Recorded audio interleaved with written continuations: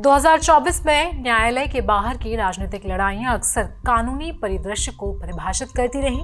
पिछले कुछ वर्षों में सुप्रीम कोर्ट को न्यायिक बचाव और महत्वपूर्ण मामलों में कार्यपालिका को लाभ देने के लिए आलोचना का सामना करना पड़ा।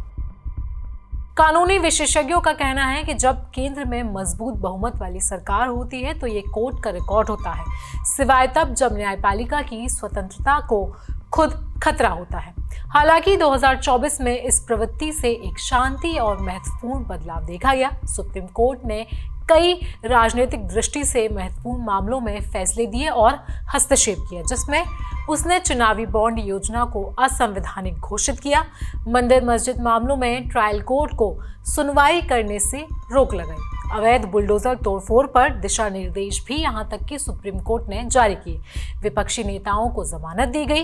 प्रवर्तन निदेशालय की गिरफ्तारी की शक्तियों को सीमित किया गया। और तो और गुजरात सरकार द्वारा बिल्किस बानो सामूहिक बलात्कार मामले में दोषियों को दी गई माफी को पलट दिया गया।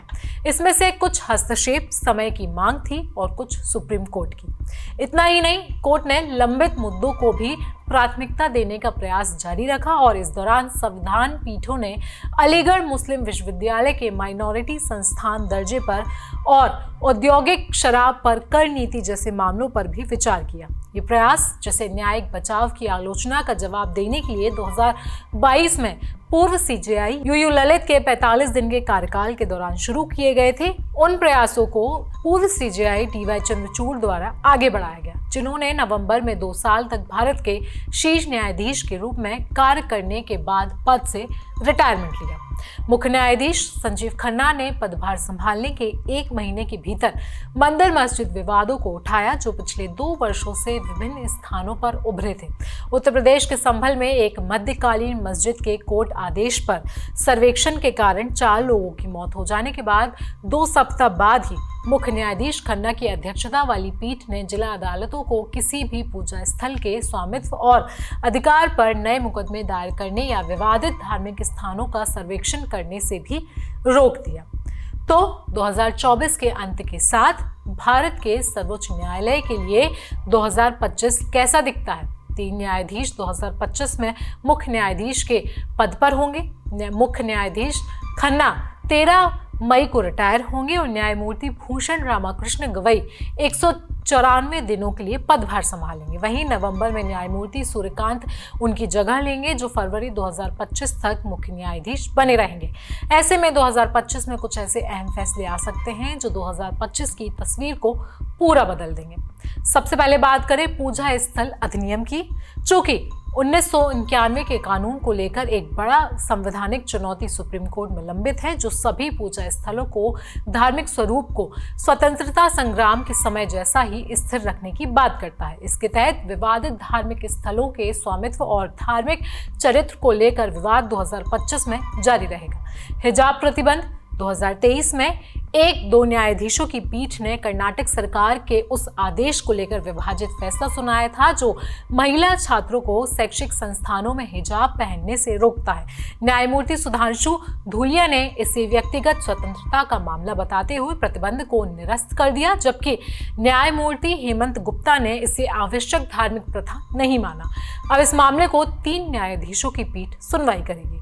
आवश्यक धार्मिक प्रथा परीक्षण 2020 में सुप्रीम कोर्ट ने 2018 के उस फैसले पर पुनर्विचार करने का निर्णय लिया था, जिसमें साबरीमाला मंदिर में महिलाओं के प्रवेश को असंवैधानिक ठहराया गया। इस फैसले को बड़ी पीठ के समक्ष समीक्षा के लिए लाया गया और जिसमें ये सवाल उठा कि धार्मिक प्रथाओं की न्यायिक समीक्षा कैसे की जानी चाहिए। अब ये मामला आवश्यक धार्मिक प्रथा परीक्षण पर आधारित है, जो एक विवादास्पद सिद्धांत है, जिसे कोर्ट ने केवल उन धार्मिक प्रथाओं की रक्षा करने के लिए विकसित किया है जो उस धर्म के लिए आवश्यक है। नागरिकता कानून, नागरिकता संशोधन अधिनियम 2019 को लेकर सुप्रीम कोर्ट में चुनौती लंबित है। ये कानून पाकिस्तान, अफगानिस्तान और बांग्लादेश से 31 दिसंबर 2014 से पहले भारत में आए हिंदू, बौद्ध, जैन, पारसी और ईसाई समुदायों को नागरिकता प्रदान करता है, लेकिन मुसलमानों को बाहर रखता है।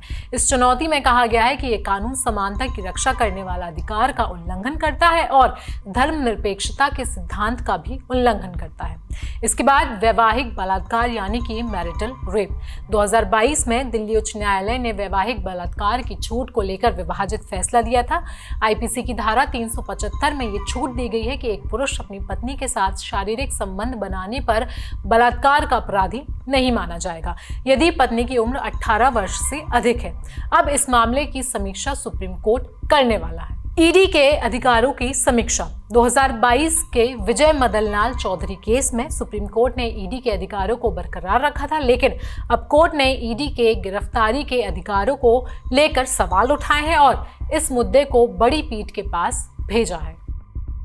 समय समय पर बदलाव और नए विधायी सुधार। एक देश एक चुनाव की योजना और अनुसूचित जाति कोटे की उप श्रेणीकरण जैसे कुछ महत्वपूर्ण विधायी सुधार भी सुप्रीम कोर्ट के सामने हो सकते हैं, जिनका न्यायिक समीक्षा से गुजरना तय है। इसके बाद आता है यूसीसी यानी कि समान नागरिक संहिता।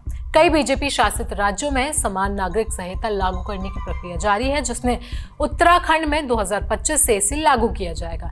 ये कानून कुछ विवादास्पद प्रावधानों के साथ आता है और इसे सुप्रीम कोर्ट में न्यायिक समीक्षा का सामना करना पड़ेगा।